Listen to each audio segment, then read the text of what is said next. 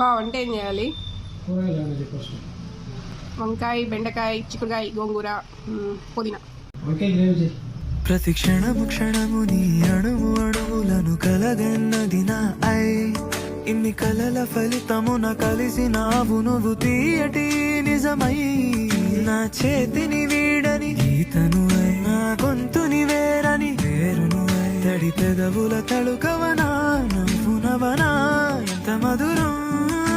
పూలనే కొనుకేయమంట తను వచ్చేనంట తను వచ్చేనంట. హే అయ్యంటే మరి నేను నన్ను అర్థము తెలుసోయి నిన్న మొన్న. అరే అయ్యంటే ఇక తానన్ను శబ్దము ఎద చెబుతుంటే విన్నా.